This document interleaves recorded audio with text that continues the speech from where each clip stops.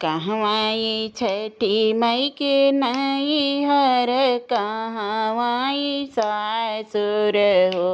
बहिनी कउने बिरिछ तर उपजी सखिनी सब पूजई हो। बहिनी कउने बिरिछ तर उपजी सखिनी सब पूजई हो। कहवाई छठी माई के नैहर कहवाई सासुर हो।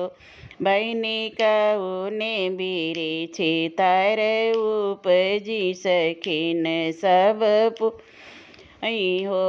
गोकुला में छठी माई के नैहर मथुरा में ससुर हो।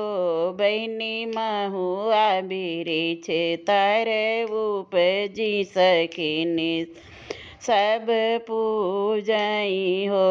गोकुला में छठी माई के नैहर मथुरा में सासुर हो।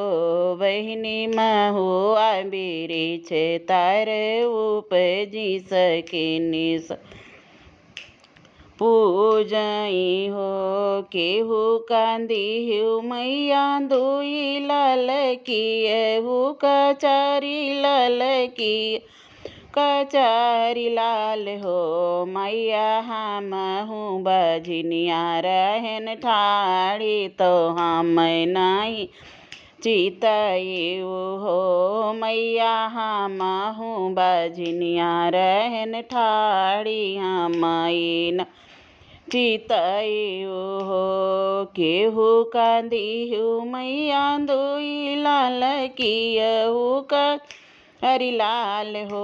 मैया हमहु बजनिया रहन ठाड़ी हम नहीं चितई हो।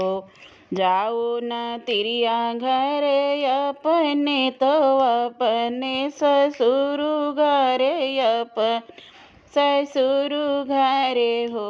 तिरिया जुके नवाए महीन ललन तोहरे होई है होरीला तोहरे होई है हो। जाऊ तिरिया घर अपने तो अपनी ससुर घर हो। बेटिया जुके नवाए महीनवा ललन होई है होरीला तोहरे होई है हो। 8 महीनवा बीते तो नवाए के लागत नवाए के लागत हो। बहिनी रनिया के जन्म होरीलवा सखिनी सोहर हो। 8 महीनवा के बीतत नवाए के लागत हो। बहिनी रनिया के जन्म होरीलवा सखिनी सोहर हो। बीतत सावन महीनवा तो भादों के लागत भादों के लागत हो। हे सखिया गोदिया मलई के ललनवा बजनी छठी पूज ओ। बीतत सावन महीनवा तो भादों के लागत हो।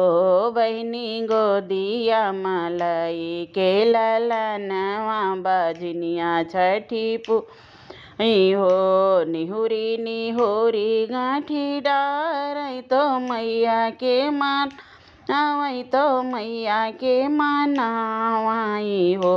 माई मुख भर दियति शीस अमर लाल रहतिनी ओ। माई मुख भर दियति शीस अमर रहतिन हो।